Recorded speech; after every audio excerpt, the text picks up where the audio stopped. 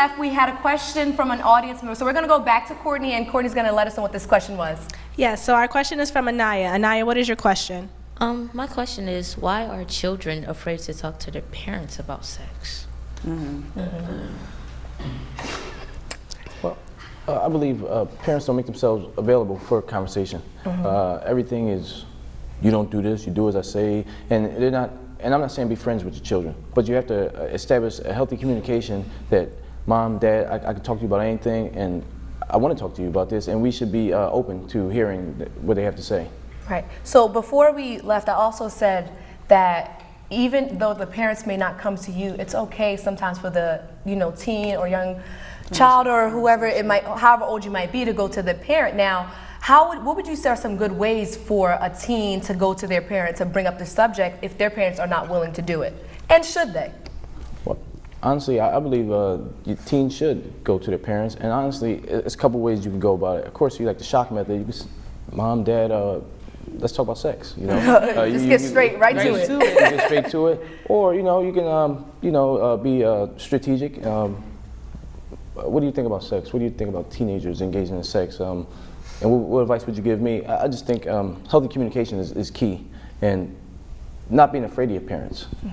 I think that's right, because it's really important, because sometimes even when we're transitioning from teens or we're going through those stages of life, the relationship we have with our parents are different. Yes. And I noticed that myself, growing up, it's like before it was like you do this, and as you get older, you can have conversations with your parents. And at first it might be a little bit hard for them, but they'll appreciate you talking to them, because parents do want you to come and talk to them. They do want that type of relationship. Absolutely. Yes. How do you feel about approaching the topic of sex, keeping in mind that it might cause them to have sex earlier or engage in sex earlier?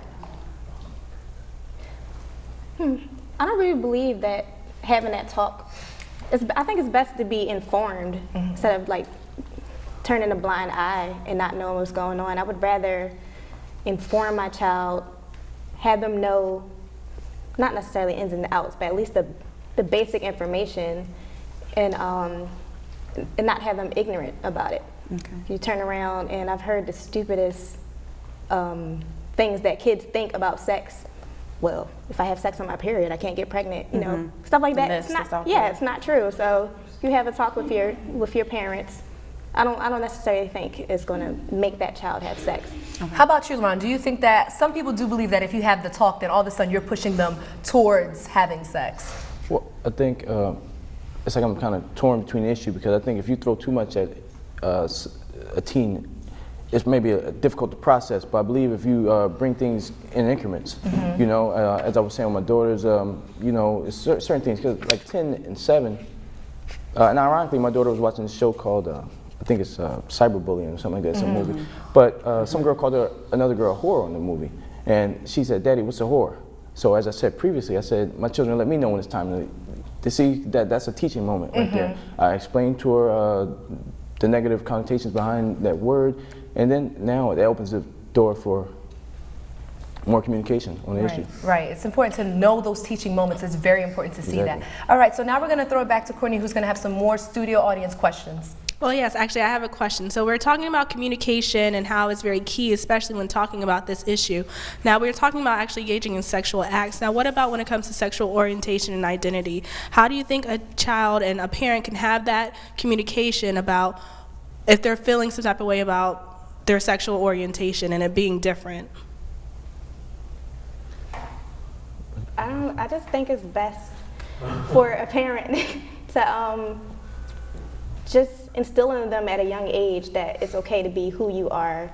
And a lot of kids, especially with sexual orientation, are afraid that their parents will maybe abandon them, disown them, or just maybe love them less. So I think it's good to start at an early age, let them know you're beautiful, you're special, you're unique, and I'll love you because you're you, not because of what you are. Okay.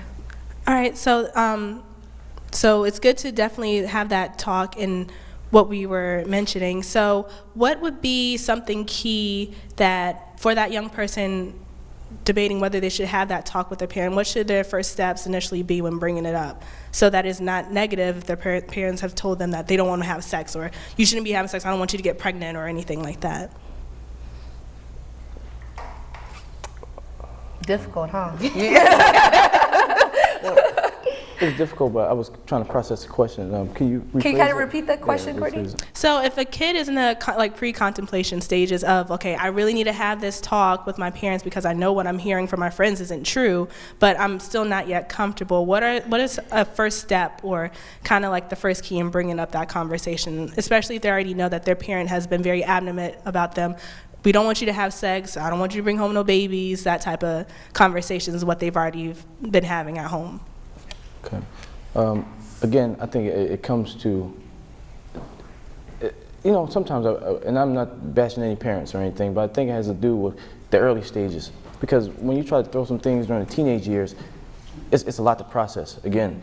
And I believe making yourself available when they're younger sets the stage now. However, if, let's just say, time has passed and now you're at the teenage years, only thing I can tell a teen is to maybe just don't be afraid. Go directly towards your parents, because even though they may be upset, once you put the ball in their court, they can't. What are they going to do at that point? You know, they have to address it as your child. I mean, you know, being that you're their child. So I definitely say you may have to just swallow your pride. Maybe even take a sibling with you or one of your friends. And maybe even say, hey, my friend wants to have a conversation, even if it may be about you. You know, you take, you know, my friend wants to have a conversation. Hey, Dad or Mom, can you explain this topic a little better? Really good. Because even though you hear your parent, you know, the teen says, my friend this. So even though the parent may know it might be about them, it kind of eases the moment saying that it's my friend and not necessarily me. So even though you both may be really in tune with it, it does help the situation. And that's a very great point that you have there. Yep, and that's all we have for the questions in the audience. Back to you, Jessica. Okay, awesome. Okay, so we've been talking about